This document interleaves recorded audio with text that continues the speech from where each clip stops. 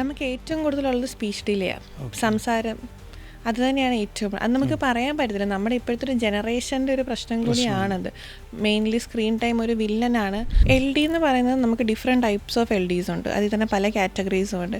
ചില കുട്ടികൾക്ക് മാത്സ് പഠിക്കാൻ ബുദ്ധിമുട്ടായിരിക്കും, ചില കുട്ടികൾക്ക് റൈറ്റിംഗ് ബുദ്ധിമുട്ടായിരിക്കും, ചില കുട്ടികൾക്ക് റീഡിങ് ബുദ്ധിമുട്ടായിരിക്കും. അങ്ങനെ പല ടൈപ്സ് ഉണ്ട്. നമ്മൾ മെയിനായിട്ട് സ്പീച്ച് തെറപ്പി ഉണ്ട്. നമുക്ക് ഈ പറഞ്ഞ പോലെ കമ്മ്യൂണിക്കേഷൻ, സംസാരം ബുദ്ധിമുട്ടുള്ള കുട്ടികൾക്ക്, ഡിലേ ഉള്ള കുട്ടികൾക്ക് കമ്മ്യൂണിക്കേഷൻ ഇമ്പ്രൂവ് ചെയ്യാനാണ് നമ്മൾ സ്പീച്ച് തെറപ്പി.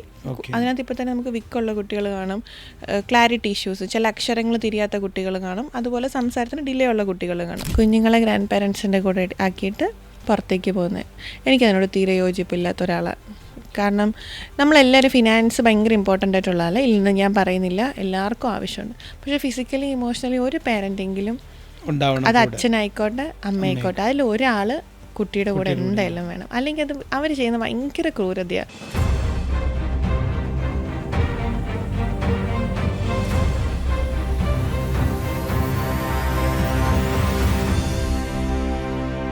ടേണിംഗ് പോയിന്റിൻ്റെ ഏറ്റവും പുതിയൊരു എപ്പിസോഡിലേക്ക് നിങ്ങൾക്ക് ഏവർക്കും സ്വാഗതം. ഇന്ന് നമ്മൾ പരിചയപ്പെടാൻ പോകുന്നത് ഒരു സ്പെഷ്യൽ വ്യക്തിയാണ്. ഏറ്റവും ചെറിയ പ്രായത്തിൽ ചൈൽഡ് ഡെവലപ്മെൻറ്റ് സെക്ടറിൽ സ്വന്തമായിട്ടൊരു ക്ലിനിക്ക് സ്റ്റാർട്ട് ചെയ്ത് ഇന്ത്യൻ ബുക്സ് ഓഫ് റെക്കോർഡിൻ്റെ അച്ചീവറായിട്ടുള്ള ശ്രീമതി ശ്രുതി സുധീഷിനെയാണ് നമ്മൾ പരിചയപ്പെടാൻ പോകുന്നത്. വളരെയധികം പ്രശ്നങ്ങൾ അലട്ടിക്കൊണ്ടിരിക്കുന്ന ഒരു സെക്ടറാണ് കുട്ടികളെ വളർത്തിയെടുക്കുക എന്ന് പറയുന്ന ഒരു പ്രോസസ്സ്. അപ്പം അതിൽ തന്നെ ഒരുപാട് പ്രത്യേക തരത്തിലുള്ള ക്യാരക്ടറുള്ള ഒരുപാട് കുട്ടികളുണ്ട്, പ്രത്യേകിച്ചും ഇക്കാലത്തിൽ.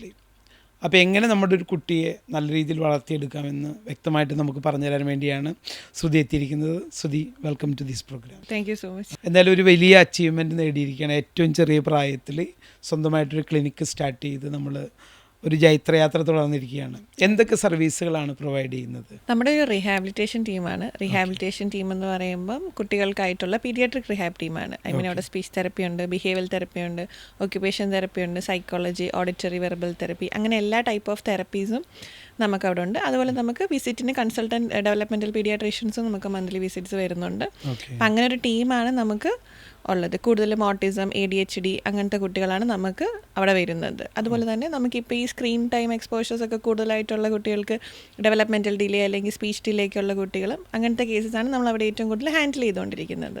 എന്താണ് മോട്ടീവ് ഇങ്ങനെ ഒരു ക്ലിനിക്ക് സ്റ്റാർട്ട് ചെയ്യാനുള്ള ഒരു മോട്ടീവ് എന്താണ്? മോട്ടീവ് എന്താണെന്ന് വെച്ചാൽ കുഞ്ഞുങ്ങളെ പൊതുവെ എനിക്ക് ഇഷ്ടമാണ്. അപ്പം ഞാൻ ഈ കോഴ്സ് സത്യം പറഞ്ഞാൽ പഠിക്കാൻ പോകുമ്പോൾ എനിക്ക് ഇതിനെക്കുറിച്ച് ഒരു ഐഡിയ ഇല്ല, എന്തുവാണ് ഏതാണ്. എനിക്ക് പൊതുവേ ഞാൻ അന്ന് മറ്റേ ഇവിടുത്തെ ഒരു ഫംഗ്ഷന് ഞാൻ പറഞ്ഞിട്ടുണ്ടായിരുന്നു, MBA എടുക്കണമെന്ന് ഭയങ്കര ആഗ്രഹിച്ച് പോയ ഒരാളായിരുന്നു. പക്ഷേ വീട്ടിൽ നിന്ന് എന്തോ അവർ സമ്മതിച്ചില്ല, മെഡിക്കൽ ഫീൽഡ് വേണം എന്ന് പറഞ്ഞിട്ട് എന്നെ അങ്ങോട്ടത്തേക്ക് വിട്ടതാണ്. അപ്പോൾ അവിടെ ചെല്ലുമ്പോൾ ഞാൻ ആകെ ബ്ലാങ്ക് ഔട്ടാണ്, എന്ത് ചെയ്യണം. പ്രത്യേകിച്ച് ഞാൻ കൊല്ലം, പുനലൂർ വളരെ റൂറൽ ഏരിയയിൽ നിന്നാണ് വരുന്നത്. അപ്പോൾ അവിടുന്ന് പ്രത്യേകിച്ച് ബാംഗ്ലൂർ ഒരു സിറ്റിയിലോട്ടാണ് എന്നെ കൊണ്ട് വിടുന്നത്. അവിടെ വിടുമ്പോൾ എനിക്ക് ഞാൻ ചെല്ലുമ്പോൾ ഈവൻ നന്നായിട്ട് ഇംഗ്ലീഷ് സംസാരിക്കാൻ പോലും അറിയില്ല. കമ്മ്യൂണിക്കേഷൻ വളരെ ബാക്കിലോട്ടാണ്. മാർക്കുണ്ട്, നല്ല സ്കോറുണ്ട്, അതല്ലാതെ എനിക്ക് അതിനപ്പുറം ഒന്നുമില്ല. പിന്നെ അവിടെ ചെന്നപ്പോഴാണ് എനിക്ക് മനസ്സിലാവുന്നത് ഇതിനകത്ത് പല ഡിപ്പാർട്ട്മെൻറ്റ്സ് ഉണ്ട്. കുട്ടികളുടെ മാത്രമല്ല, നമുക്ക് അഡൽട്ട് ഉണ്ട്, ഓഡിയോ ഡിപ്പാർട്ട്മെൻ്റ് ഉണ്ട്, ഹിയറിംഗ് ഏരിയാസ് ഉണ്ട്. അതെല്ലാം കഴിഞ്ഞിട്ട് ഞാൻ സെലക്ട് ചെയ്ത ഏരിയ ആയിരുന്നു പീഡിയാട്രിക്ക്. പിന്നെ എനിക്ക് മനസ്സിലായൊരു കാര്യം, നമ്മുടെ എല്ലാ ജീവിതത്തിലും നമ്മുടെ പേരൻസാണ് ഏറ്റവും ഇമ്പോർട്ടൻ്റ് ആയിട്ടുള്ളൊരു കാര്യം. അപ്പം ഇപ്പം എൻ്റെ വീട്ടിൽ ഞാൻ എപ്പോൾ ചെന്നാലും ആദ്യം തിരക്കുന്ന ആൾ അമ്മേനെ ആയിരിക്കും, ഇല്ലേ? അപ്പം അമ്മ എന്ന് പോലും പറയാൻ പറ്റാതെ, അല്ലെങ്കിൽ അമ്മ എന്നൊരു വിളി, നമ്മുടെ കുഞ്ഞ് ഫസ്റ്റ് ടൈം നമ്മുടെ മുഖത്ത് നോക്കി അമ്മയെന്ന് വിളിക്കുന്നൊരു വളരെ പ്രീഷ്യസ് ആയിട്ടൊരു മൊമെൻറ്റ്. അപ്പം അങ്ങനെ വിളിക്കാൻ പറ്റാത്ത കുട്ടികൾ നമ്മൾ അത്രയും ട്രെയിൻ ചെയ്ത് എഫേർട്ട് ഇട്ട് അമ്മ എന്ന് വിളിക്കുമ്പം ആ ഒരു മുഖത്തോടെ സന്തോഷം, ആ ഒരു പ്രത്യേകിച്ച് കുട്ടികളുടെ ഭാഗത്തു നിന്നല്ല, ആ ഒരു പേരൻസിന്റെ ഭാഗത്ത് നിന്ന് നമുക്ക് കിട്ടുന്നൊരു ചിരിയുണ്ട്. അതാണ് ഇങ്ങനൊരു സെന്റർ. പിന്നെ അത് ഭയങ്കര കാര്യമാണ്. അമ്മയെന്ന് വിളിപ്പിക്കുക എന്നുള്ളത് വളരെ ഇമ്പോർട്ടൻ്റ് ആയിട്ടുള്ളൊരു കാര്യം. അപ്പം അത് ചെയ്യാൻ പറ്റുന്നതാണ് ഏറ്റവും വലിയൊരു കാര്യം. അവിടെ നിന്നാണ് സെന്റർ തുടങ്ങാം. 9 to 5 ജോബ് ഞാൻ പല സെന്റേഴ്സിൽ ചെന്നപ്പോഴത്തേക്ക് ഞാൻ പലയിടത്തും വർക്ക് ചെയ്തിട്ടുണ്ട്. ശരിയാണ്, ഇത് ഭയങ്കര എക്സ്പെൻസീവാണ് ആക്ച്വലി. ഈ തെറപ്പീസും കാര്യങ്ങളൊക്കെ എല്ലാവർക്കും അഫോർഡ് ചെയ്ത് പോകാൻ പറ്റുന്നതല്ല. പക്ഷെ നമുക്ക് ചെയ്ത് കൊടുക്കാൻ പറ്റുന്ന കുറേ കാര്യങ്ങളുണ്ട്. നമുക്കിപ്പം സ്പോൺസർഷിപ്സ് നോക്കാൻ പറ്റും, ഈവൻ നമുക്ക് തന്നെ ഫ്രീ സെഷൻസ് എടുത്ത് കൊടുക്കാൻ പറ്റും. അങ്ങനെ കുറേ കാര്യങ്ങൾ നമുക്ക് ചെയ്യാൻ പറ്റും. പക്ഷേ പേരൻസിൻ്റെ ഭാഗത്തുനിന്ന് വരുമ്പം അല്ലെങ്കിൽ മറ്റ് സെൻറ്റേഴ്സിലോട്ട് പോകുമ്പോൾ ഒരു എഫേർട്ട് കാണാതായപ്പോഴാണ് എനിക്ക് എൻ്റെതായ ഒരു സെൻറ്റർ വേണം, എൻ്റെതായ ഒരു സ്റ്റാർട്ട് ചെയ്യണം എന്നൊരു ആഗ്രഹം ഞാൻ അവിടെ കൊണ്ടുവന്നത്. അവിടെ ചെയ്ത സമയത്ത് തുടക്കത്തിൽ ഭയങ്കര ബുദ്ധിമുട്ടായിരുന്നു. കാരണം ഈ പറഞ്ഞ പോലെ ഇത്രയും വലിയൊരു ക്ലിനിക്ക്, തുടക്കത്തിൽ ഒരു ബിസിനസ് ബാക്ക്ഗ്രൗണ്ട് ഇല്ല, Okay. ഫിനാൻഷ്യൽ ബാക്ക്ഗ്രൗണ്ട് ഇല്ല. ഞാൻ വളരെ സാധാരണ ഒരു ആർമി ഫാമിലിയിൽ നിന്നാണ് വന്നിരിക്കുന്നത്. എൻ്റെ ഫാമിലിയിൽ എല്ലാവരും ആർമിക്കാരാണ്. ഇവർ എൻ്റെ ഹസ്ബൻഡ് ആർമിയാണ്, ഫുൾ ആർമി ഫാമിലിയാണ്. അപ്പം അങ്ങനെ വന്നപ്പോൾ മെയിനായിട്ട് ഫീമെയിൽ ഓൺട്രപ്രണർ. അതെ.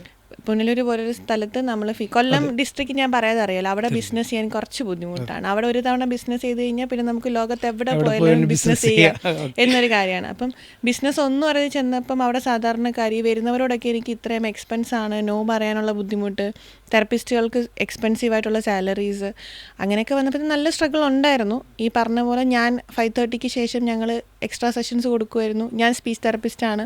അപ്പം ഞാൻ എനിക്ക് പറ്റുന്ന പോലെ എക്സ്ട്രാ സെഷൻസ് രാത്രി കൊടുക്കുമായിരുന്നു. അങ്ങനെയൊക്കെയായിരുന്നു നമ്മൾ കുറച്ച് ബാക്കിലോട്ട് നിൽക്കുന്ന കുട്ടികളെ ഹാൻഡിൽ ചെയ്തുകൊണ്ടിരുന്നത്. അവിടുന്ന് ഫസ്റ്റ് ഇയർ ഭയങ്കര സ്മൂത്തായിട്ട് പോയ പോലെ തോന്നി എനിക്ക്. ബട്ട് സെക്കൻഡ് ഇയർ വന്നപ്പോഴത്തേക്ക് നല്ല ഡിഫിക്കൽട്ടായി. കാരണം ഒരു സെക്കൻഡ് ഇയർ ആയപ്പോൾ ഞാൻ പ്രഗ്നൻ്റ് ആയി, കുഞ്ഞ്. അപ്പോൾ അങ്ങനത്തെ എനിക്കും 5 ഇയേഴ്സിന് ശേഷമാണ് ബേബി ആവുന്നത്. അപ്പം അങ്ങനത്തെ ഒരു ഇതാണ്. പക്ഷെ ആ ഒരു സമയത്ത് എനിക്ക് മനസ്സിലായൊരു കാര്യം, ബിസിനസ്സിൽ നമ്മൾ ആരെയും വിശ്വസിക്കരുതെന്നൊരു സത്യം ഞാൻ മനസ്സിലാക്കി. ഞാൻ 2025 എന്ന് പറയുന്നത് എന്നെ സംബന്ധിച്ചൊരു റോളർ കോസ്റ്റർ ആയിരുന്നു. ഇമോഷൻസ്, കുറേ കാര്യങ്ങളിൽ ഭയങ്കരമായിട്ട് അൺബാലൻസ് ആയിപ്പോയൊരു സമയമായിരുന്നു. അവിടെ നിന്നൊരു റീസ്റ്റാർട്ടായിരുന്നു. ഞാൻ ഒരു പോയിന്റിൽ വന്നിട്ട് വേണ്ട, ഇത് കണ്ടിന്യൂ ചെയ്യണ്ട എന്നൊരു പോയിന്റിൽ ഞാൻ എത്തിയിട്ടുണ്ടായിരുന്നു. പക്ഷെ അവിടുന്ന് ഈ പറഞ്ഞ പോലെ കുറച്ച് നല്ല ആൾക്കാർ ജീവിതത്തിലേക്ക് വന്നപ്പോഴത്തേക്കാണ് വീണ്ടും അത് റീതിങ്ക് ചെയ്ത് ഞാൻ ഒരുപാട് കഷ്ടപ്പെട്ട് കൊണ്ടുവന്നൊരു ചിലവർ കാരണം അത് ഇല്ലാണ്ടാക്കണ്ട എന്നൊരു ഇതിലേക്ക് ഞാൻ വന്നത്. അങ്ങനെ ഇപ്പം ഞാൻ ഈ ഒരു പോയിന്റിൽ നിൽക്കുമ്പം എനിക്ക് എന്നോട് തന്നെ ഭയങ്കരമായിട്ട് പ്രൗഡ് തോന്നിയിട്ടുണ്ട്. പിന്നെ കാരണം അത്ര സ്ട്രഗിളിൽ വരുമ്പോഴത്തേക്ക് നമുക്കൊരു ബിസിനസ് ശരിക്കും പറഞ്ഞാൽ സ്റ്റാർട്ടിങ് ആയിരിക്കും സ്ട്രഗിൾ വരുന്നത്. പക്ഷെ എനിക്ക് അങ്ങനെ അല്ലായിരുന്നു. സ്റ്റാർട്ടിങ് തുടക്കത്തിൽ അത്യാവശ്യം നല്ല പ്രോഫിറ്റബിൾ ആയിരുന്നു, നല്ലപോലെ സെൻറ്റർ, നല്ല പേരുണ്ടായിരുന്നു, എല്ലാം വന്നു. പക്ഷെ ഒരു സെക്കൻഡ് ഇയർ വന്നപ്പോഴത്തേക്ക് എന്താ അവിടെ സംഭവിച്ചതെന്നുള്ളത് ഇപ്പോഴും എനിക്ക് വലിയ ഐഡിയ ഇല്ല. പെട്ടെന്നുള്ളൊരു റോളർ കോസ്റ്റർ ആയിരുന്നു. കൂടെ നിന്നവരെല്ലാം നമ്മളെ യൂട്ടിലൈസ് ചെയ്യുന്ന കുറച്ച് പേരായിരുന്നു അവിടെ. അതിനുശേഷം അതെല്ലാം മാറി, ഞാനെല്ലാം സോർട്ട് ചെയ്തു റിക്കവർ ചെയ്തെടുത്തു. ഇപ്പോൾ ഒരു ഓൺട്രപ്രണറായിട്ട് മാറിക്കൊണ്ടിരിക്കുകയാണ്. ശരിക്കും ഇപ്പോഴാണ് നമ്മൾ പറഞ്ഞ ബിസിനസ്സിൻ്റെ സുഖം കിട്ടിത്തുടങ്ങിയത്. ഇപ്പോഴാണ്. ഇപ്പം അത് നമുക്കൊരു ഹരമായിട്ട് ചെയ്യാൻ ഇനിയും പുതിയ പ്രൊജക്ട്സ് വരുന്നു, പുതിയ കാര്യങ്ങൾ അതിൻ്റെ കൂടെ നമ്മൾ ഓൺ ചെയ്യാൻ പോവുകയാണ്. അപ്പം അതിനൊരു സന്തോഷത്തിലാണ് ഇപ്പോൾ കറൻ്റ്ലി പോയിക്കൊണ്ടിരിക്കുന്നത്.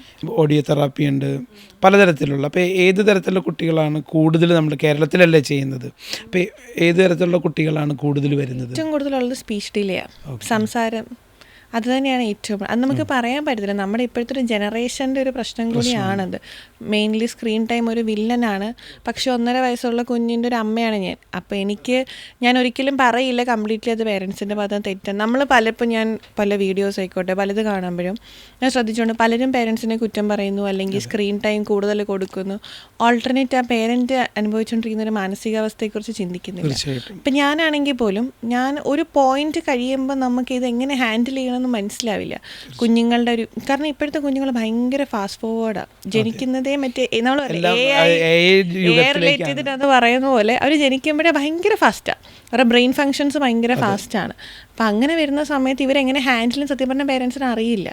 സോ എൻ്റെ ഒരു പേഴ്സണൽ ഒപ്പീനിയൻ നമ്മളൊരു പാരൻറ്റിങ് കോച്ചിങ് അല്ലെങ്കിൽ അങ്ങനത്തെ ഒരു ക്ലാസ് അറ്റൻഡ് ചെയ്ത് നമ്മൾ തെറ്റൊന്നും പറയാൻ പറ്റില്ല. ശരിക്കും പറഞ്ഞാൽ കുട്ടികളൊക്കെ പാരൻസിനെയും കൂടുതൽ നോളജ് ഉണ്ട് കുട്ടികൾക്ക് എന്നുള്ള അവസ്ഥയിലേക്കാണ്. അതെ, നമ്മളതൊന്ന് അപ്ഡേറ്റ് ആവുന്നത് വളരെ നല്ലതായിരിക്കും. നന്നായിട്ടൊന്ന് അപ്ഡേറ്റ്. ഇപ്പോഴത്തെ നമ്മൾ അവരെക്കാട്ടിലും ഇപ്പം നമ്മൾ പറയില്ലേ 90s കിഡ്സിനെ കുറിച്ച്, അവരെല്ലാ ഇമോഷൻസ് അവരുടെ കുട്ടികളുടെ അടുത്ത് വരുമ്പോഴത്തേക്ക് നമ്മളെല്ലാം ഒന്ന് റീതിങ്ക് ചെയ്യും. നമ്മൾ ഭയങ്കര അപ്ഡേറ്റഡ് ആയിട്ടായിരിക്കും 90s കിഡ്സ് നിൽക്കുന്നത്. പക്ഷെ ഇതും ഒരു പ്രശ്നമാണ്.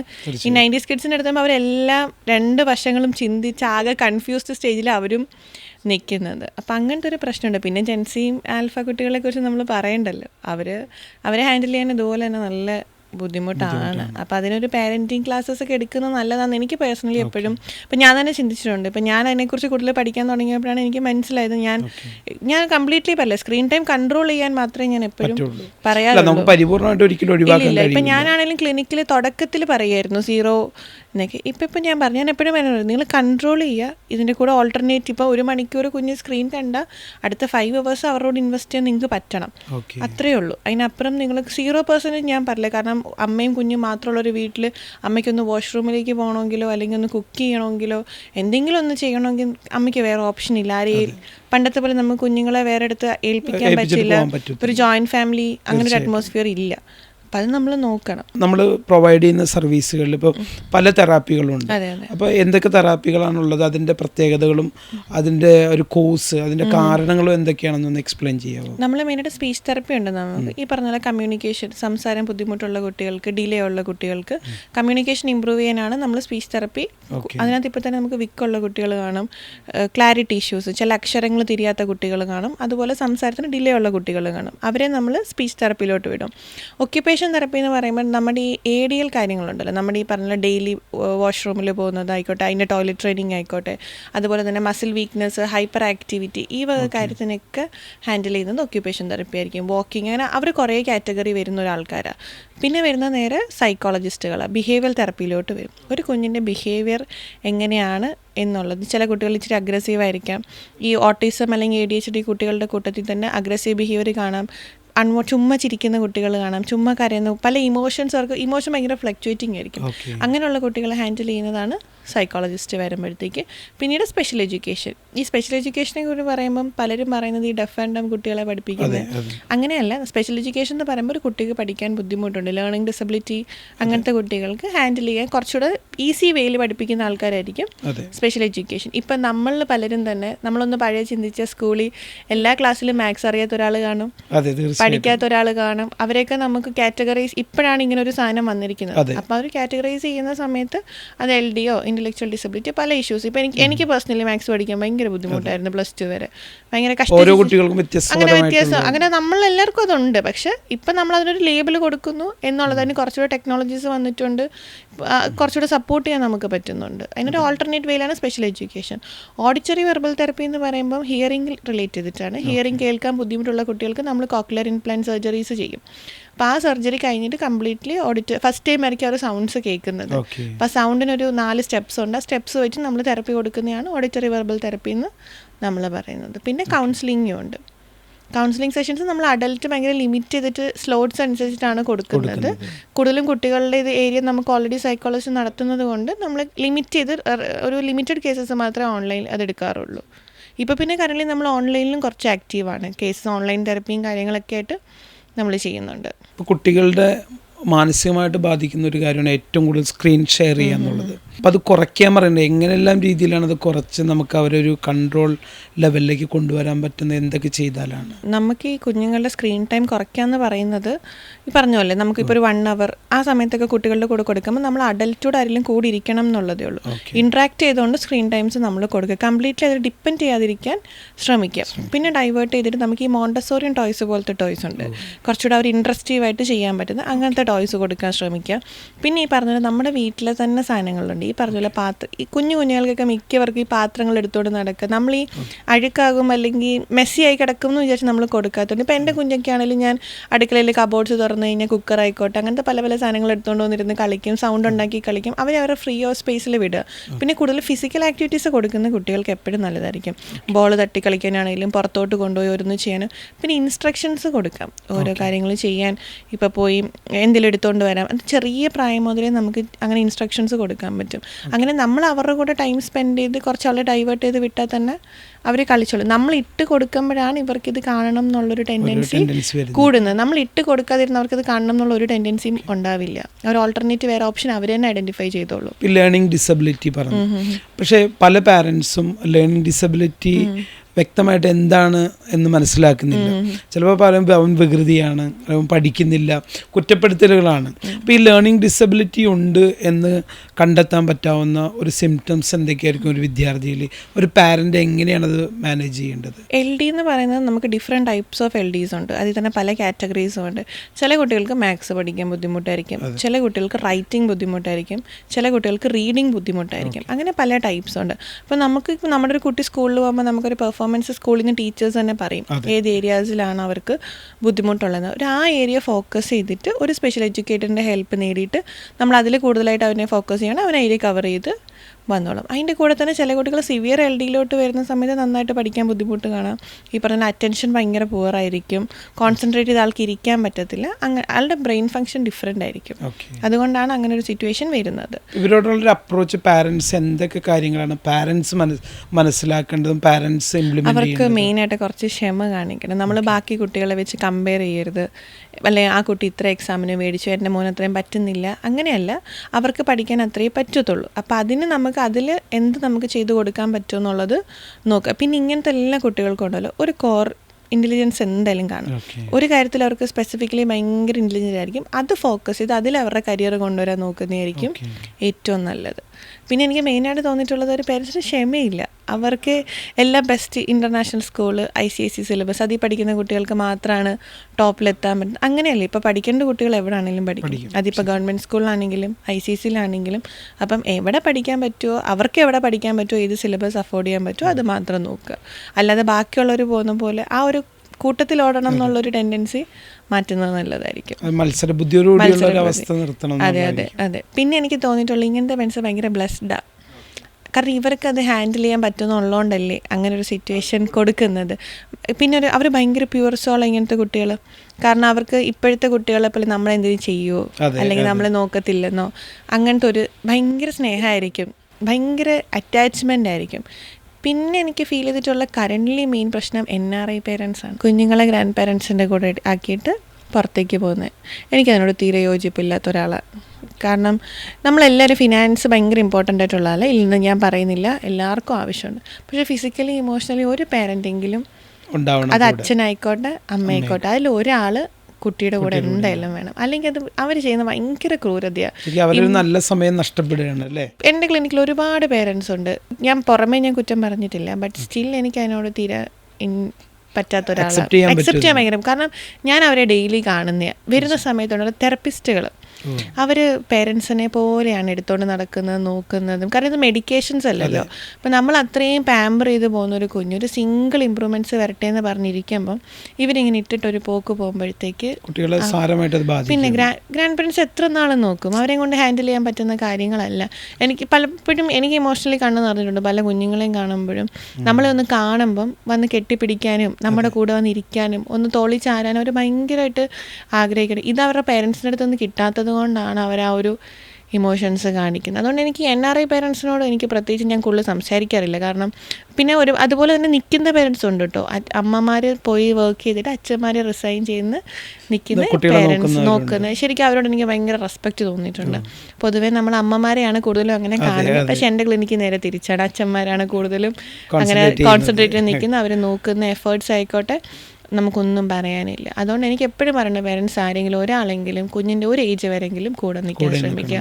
നമ്മൾ ആർക്ക് വേണ്ടി ഫിനാൻസ് എന്തായാലും നമ്മുടെ എൻഡ് ഓഫ് ദ ഡേ നമ്മുടെ ലൈഫ് ബെറ്ററാണ്, നമ്മുടെ കുട്ടികൾ ഒക്കെ ശരിയാണ്. പക്ഷെ ഒരു നിമിഷം മതി ഫിനാൻസ് അങ്ങ് പോകാൻ വേണ്ടിയിട്ട്. പക്ഷെ അപ്പോഴും നമ്മുടെ കൂടെ നിൽക്കുന്ന ഈ ഒരു മെമ്മറി മാത്രമായിരിക്കും കുട്ടിയുടെ. പലപ്പോഴും എനിക്ക് തോന്നുന്നത് പാരൻസ് ജീവിക്കാൻ മറന്നു പോകുന്നതിൻ്റെ ഒരു കാരണം കൂടിയായിരിക്കാം അതെന്ന് എനിക്ക് തോന്നുന്നു. അതെ അതെ, അത് കറക്റ്റാണ്. അവർ പെട്ടെന്ന് എന്താ പറയുക, എന്തിനോ വേണ്ടിയുള്ള ഒരു ഓട്ടോ ആയിട്ടാണ് ഇപ്പം നടന്നുകൊണ്ടിരിക്കുന്നത്. പക്ഷെ അതിൻ്റെ ഇടയ്ക്ക് അല്ലെങ്കിൽ പിന്നെ നിങ്ങൾ നോക്കരുത്. ഒരു ബേബി പ്ലാനിങ്ങോ നിങ്ങളെല്ലാം സെറ്റിലായിട്ട് നിങ്ങളെ കൊണ്ട് പറ്റുന്ന സമയത്ത് നിങ്ങളൊരു ആ സ്റ്റേജിൽ വരുമ്പം നിങ്ങൾ നോക്കുക. അതാണ് ഇമ്പോർട്ടൻ്റ് ആയിട്ടുള്ള കാര്യം. അല്ലാതെ ഇങ്ങനെ ആക്കിയിട്ട് പോകുന്നത് വളരെ മോശമായിട്ടുള്ളൊരു കാര്യമായിട്ടാണ് എനിക്ക് ഫീൽ ചെയ്യുന്നത്. പിന്നെ അത് ഓരോരുത്തരുടെ സിറ്റുവേഷൻ കൂടിയാണ്, കുറ്റം പറയാൻ പറ്റില്ല. ബട്ട് സ്റ്റിൽ എനിക്കതിനകത്ത് പേഴ്സണലി യോജിപ്പില്ലാത്ത ഒരാളാണ്. ഇത്ര നേരം നമ്മൾ സർവീസിനെ കുറിച്ചാണ് പറഞ്ഞത്. ഒരു ലേഡി ഓൺട്രപ്രണർ എന്ന രീതിയിൽ നമ്മൾ ഇപ്പോൾ ഫേസ് ചെയ്ത് കുറേ പ്രശ്നങ്ങളൊക്കെ ഉണ്ട്. എങ്ങനെയാണ് ഇപ്പോൾ ഒരു ക്രൈസിസിൽ നിന്ന് ഓവർകം ചെയ്ത് വരാനുള്ളൊരു ശക്തി കിട്ടിയതും ഈ ഒരു അച്ചീവ്മെൻറ്റിലേക്ക് എത്തിപ്പെട്ടതും? അതെങ്ങനെയാണെന്ന് വെച്ചാൽ സത്യം പറഞ്ഞാൽ എനിക്കും അറിയത്തില്ല. പക്ഷെ ഒരു കാര്യം എന്ന് വെച്ച് കഴിഞ്ഞാൽ എൻ്റെ മുന്നിൽ ഈ പറഞ്ഞ എൻ്റെ ഹസ്ബൻഡ്, എൻ്റെ അമ്മ, എൻ്റെ അച്ഛൻ, ബ്രദർ, ഇവർ ഭയങ്കര സ്ട്രോങ് ഫാമിലി ആയിരുന്നു. അവരുടെ ഒരു സപ്പോർട്ടാണ്. അവർക്ക് എന്തുണ്ടോ അതെല്ലാം എനിക്കുള്ളതുപോലെയായിരുന്നു അവരെൻ്റെ കൂടെ നിന്നിരുന്നത്. പിന്നെ നമ്മൾ പറയല്ലോ എല്ലാ ഒരു വുമൺ ഓൺട്രപ്രണറിൻ്റെ ബാക്കിൽ എന്തായാലും ഒരു മെയിലുണ്ട്. അതാണ് എൻ്റെ ഹസ്ബൻഡ്. പക്ഷെ അതിനപ്പുറം ആ ഒരു ക്രൈസിസിൻ്റെ സമയത്ത് അവരാണ് ഏറ്റവും കൂടുതൽ സപ്പോർട്ട് ചെയ്തത്. ഒന്നും തന്നിട്ടോ എടുത്തിട്ടൊന്നുമല്ല, ബട്ട് സ്റ്റിൽ അവർക്ക് ഒരു മെൻ്റലി നമുക്ക് സപ്പോർട്ട്. പക്ഷെ ഒരു പോയിന്റ് എത്തിയപ്പോൾ അവർ പോലും ഇതിനി മുന്നോട്ട് ശരിയാവില്ല എന്നൊരു ഇതിലേക്ക് വന്നിട്ടുണ്ടായിരുന്നു. പറഞ്ഞില്ലേ, ഈ ഒരു ക്രൈസിസിൻ്റെ കാരണം തന്നെ ഞാൻ എല്ലാവരും ട്രസ്റ്റ് ചെയ്തതിൻ്റെ ഒരു പ്രശ്നമായിരുന്നു. ബ്ലൈൻഡ് ട്രസ്റ്റ് ആണ് എന്നെ ഏറ്റവും കൂടുതൽ ഇതിനുശേഷം ഇപ്പോഴും എനിക്ക് ഒരാളെ ട്രസ്റ്റ് ചെയ്യുന്നതിൽ നല്ല ബുദ്ധിമുട്ട്, കൺഫ്യൂഷനുണ്ട്. ഞാനൊന്ന് ചിന്തിക്കും, അതിന് എത്ര എൻ്റെ ഓപ്പോസിറ്റ് നിൽക്കുന്ന ആൾ നല്ലതെന്ന് പറഞ്ഞാലും ഞാനൊന്ന് ചിന്തിച്ചിട്ടേ ഞാൻ അതിനൊരു ഡിസിഷൻ എടുക്കത്തുള്ളൂ. എനിക്കൊന്ന് അതൊന്നോർത്ത് നല്ലതായിരുന്നു. മേ ബി എനിക്കത് പഠിക്കാൻ വേണ്ടിയിട്ട് അവസരമായിരുന്നു അത്. ആ ഒരു ക്രൈസിസ് അങ്ങനെയാണ് പിന്നെ മെയിനായിട്ട് എൻ്റെ കുഞ്ഞ്, അവൻ്റെ മുഖം കാണുമ്പം അങ്ങനെ പെട്ടെന്ന് തോറ്റുമാൻ ഒരുപാട് പേര് നോക്കിയിരുന്നൊരു തോൽവിയായിരുന്നു. പക്ഷെ ആ തോൽവിയിൽ നിന്ന് വിജയിച്ച് നിൽക്കുമ്പോൾ എനിക്ക് ഭയങ്കര സന്തോഷമുണ്ട്. ഉണ്ട്. ആ ഒരു സമയത്ത് നമുക്ക് പെട്ടെന്ന് ശത്രുക്കളും കാര്യങ്ങളൊക്കെ ഉണ്ടായിട്ടുണ്ടായിരുന്നു. പക്ഷെ അതെല്ലാം ഞാൻ കവർ ചെയ്ത് വന്നിട്ടുണ്ടായിരുന്നു. പിന്നെ ഈ ഫീമെയിൽ ഓൺട്രപ്രണർ ആകുമ്പം എല്ലാവരും ഒരു വിചാരം ആരോ ബാക്കപ്പ് ചെയ്യാനുണ്ട്, ആരോ കൂടുണ്ട്. എനിക്കങ്ങനെ പ്രത്യേകിച്ച് ഗോഡ് ഫാദറോ അല്ലെങ്കിൽ ആ ഒരു ഡ്രീം മാത്രമേ ഉള്ളായിരുന്നു. ഇത് ചെയ്യണം, അതിനൊരു ബ്രാൻഡ് ആക്കണം എന്നൊരു കാര്യം മാത്രമേ എനിക്കുള്ളായിരുന്നു. അതിനപ്പുറം എനിക്ക് ഈ പറഞ്ഞ ആരും ഹെൽപ്പ് ചെയ്യാനോ എടുക്കാനോ ആരും ഇല്ലായിരുന്നു. ഇപ്പം ഫാമിലി നോക്കിയാലും ഈ പറഞ്ഞ ഞാൻ വല്ല ആർമി ഫാമിലിയാണ്, ഹസ്ബൻഡും ആർമിയാണ്, പുള്ളി പുറത്താണ്, ഞാനും കുഞ്ഞും അമ്മയും മാത്രം അടങ്ങുന്നൊരു ലോകത്ത് ബാക്കി എല്ലാവരും പുറത്താണ്. അപ്പം ആ ഒരു സമയത്ത് ഞാൻ ഒറ്റയ്ക്കാണിതെല്ലാം. പിന്നെ ഇപ്പം എൻ്റെ കറൻ്റ്ലി നിൽക്കുന്ന സ്ട്രോങ് ടീമാണ്. ടീമില്ലാതെ ഒന്നും ചെയ്യാൻ പറ്റില്ല. അവർ ഭയങ്കര സപ്പോർട്ടീവായിട്ടുള്ളൊരു ടീമാണ്. തുടക്കം മുതൽ നല്ല ടീംസ് ആയിരുന്നു വന്നുകൊണ്ടിരുന്നത്. ഇപ്പം കറൻ്റ്ലി നിൽക്കുന്നവരും നല്ല സ്ട്രോങ് ആയിട്ട് എൻ്റെ കൂടെ എല്ലാ കാര്യത്തിനും ഒരുമിച്ച് നിൽക്കുന്നത് അവരാണ്. ഇപ്പം എൻ്റെ ഏറ്റവും ശക്തി എന്ന് പറയുന്നത് അവരാണ്. ഇനി എന്തൊക്കെയാണ് ഫ്യൂച്ചർ പ്ലാനുകൾ? ഇനി നമ്മുടെ പുതിയൊരു പ്രോജക്റ്റ് വരുന്നുണ്ട്. പുതിയ പ്രോജക്റ്റ് നമുക്കൊരു സ്കൂളാണ് വരാൻ പോകുന്നത്. അപ്പോൾ അതിൻ്റെ വർക്ക് ഇപ്പോൾ സ്റ്റാർട്ട് ചെയ്തിട്ടുണ്ട്. അതിപ്പം നമ്മൾ ജൂണിലേക്ക് ഇനാഗുറേറ്റ് ചെയ്യുമ്പോൾ ഞാൻ കൂടുതൽ ഡീറ്റെയിൽസ് ഇപ്പോൾ പറയുന്നില്ല, കാരണം നമുക്കൊരു വർക്കിംഗ് നടന്നുകൊണ്ടിരിക്കുകയാണ്. പിന്നെ നെക്സ്റ്റ് ബ്രാഞ്ച് നമ്മളിപ്പോൾ എറണാകുളത്തോട്ട് പ്ലാൻ ചെയ്തുകൊണ്ടിരിക്കുകയാണ്. അതിപ്പം ഉടനെ ഇതൊന്ന് സ്കൂളിൻ്റെ കഴിഞ്ഞിട്ടായിരിക്കും എറണാകുളം ബ്രാഞ്ചിൻ്റെത് ചെയ്യുന്നത്.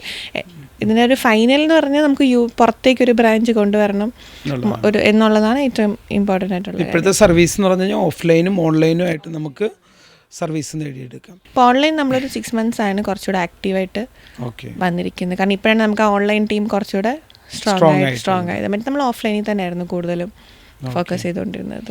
അവസാനമായിട്ട് ഇതിൻ്റെ ഏറ്റവും കൂടുതൽ ഉപഭോക്താക്കൾ പാരൻസ് ആണ്. അതെ. അപ്പോൾ പാരൻസിനോട് എന്താണ് പറയാനുള്ളത്? പാരൻസിനോട് എനിക്ക് പറയാനുള്ളതെന്ന് വെച്ച് കഴിഞ്ഞാൽ പ്രഷർ കൊടുക്കാതിരിക്കുക, നിങ്ങളും പ്രഷർ എടുക്കാതിരിക്കുക. ലെറ്റ് ഇറ്റ് ബി, അതങ്ങനെ പൊക്കോട്ടെ. അത് അവരുടെ പാരൻറ്റിങ് ആയിക്കോട്ടെ അല്ലെങ്കിൽ കുഞ്ഞുങ്ങളുടെ വളർച്ച ആയിക്കോട്ടെ, അതിന് ആ ഒരു ലെവലിലേക്കാണ് അവരെ വിടുക. അവരുടെ കൂടെ നിങ്ങളും വളരുക, അത്രയേ ഉള്ളൂ. നിങ്ങൾ വളർന്നാൽ അവർ നന്നായിട്ട് വളരും. അപ്പോൾ എന്തായാലും ഇത്രയും നേരം വളരെ വിലയേറിയ ഇൻഫർമേഷനാണ് തന്നത്. ഒരു ബിസിനസ്സിലുപരി ഇതൊരു സർവീസും ഒരു എന്താ പറയുക വളരെയധികം ദൈവ തുല്യമായിട്ടുള്ള ഒരു അവസ്ഥയിലൂടെ നമ്മുടെ ഈ പ്രൊഫഷൻ വരുന്നത്. അപ്പോൾ അത് ഒരുപാട് പാരൻസിനും കുട്ടികൾക്കും ഉപകാരപ്പെടട്ടെ, അവരുടെ ജീവിതത്തിൽ വലിയ വളർച്ച ഉണ്ടാക്കിയെടുക്കാനുള്ള അവസരങ്ങളുണ്ടാവട്ടെ, അതിന് ദൈവം അനുഗ്രഹിക്കട്ടെ എന്ന് ആത്മാർത്ഥമായിട്ട് പ്രാർത്ഥിച്ചുകൊണ്ട് thank you very much. Thank you so much.